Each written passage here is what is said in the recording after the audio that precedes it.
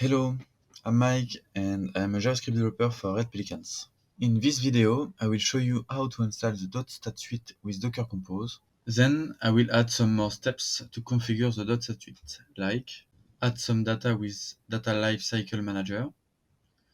I will set up a public environment to be able to index the data. And finally, show you how to index that data. For your information, I'm using Git Bash as a terminal, and I will install the .stat suite demo on Windows 10.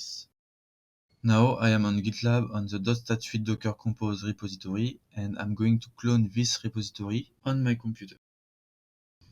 Git clone copy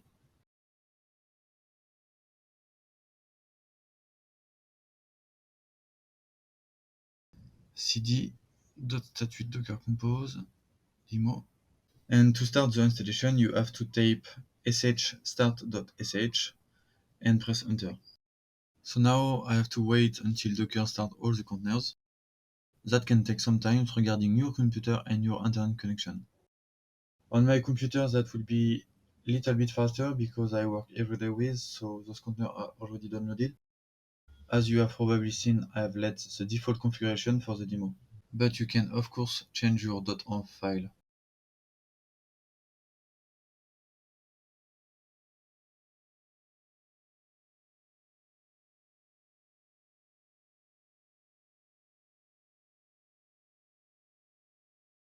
So now all our services are started. You can see the list and the current status of those containers. With that, the installation is currently finished.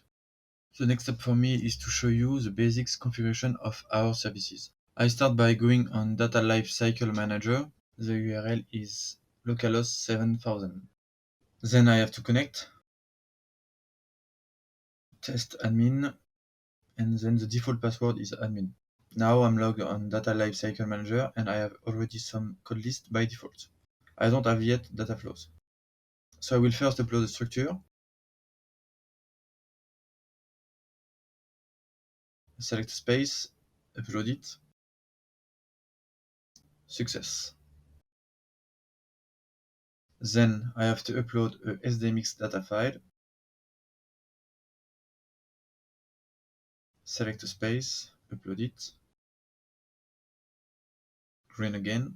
So now let's check the data flow.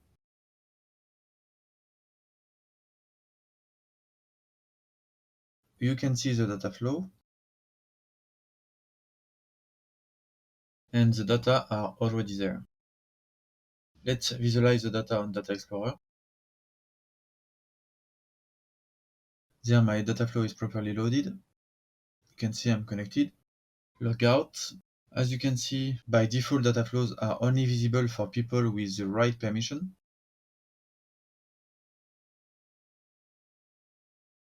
And if I reconnect, I still can see my data. To modify that behavior, let's go on the authorization service management. Localhost 94 swagger index.html.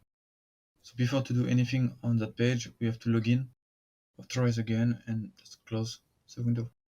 So now I'm going to add a new rule. This rule will be added by the post method. Here there is some different properties. To modify them, click on tryout. For the demo, I will not explain the details of each properties, but the configuration I'm doing right now is a public configuration. If you wish to set up that rules, you cannot have private data flow, for example.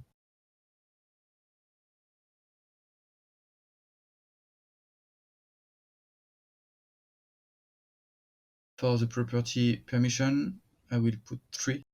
I will show you where you can find those permission rules right after.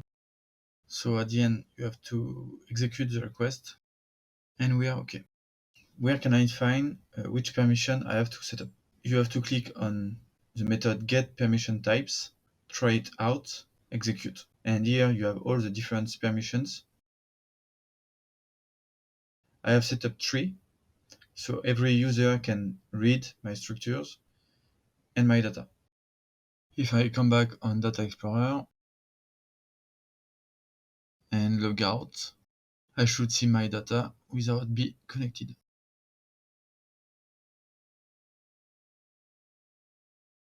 I can reconnect and still be able to see my data.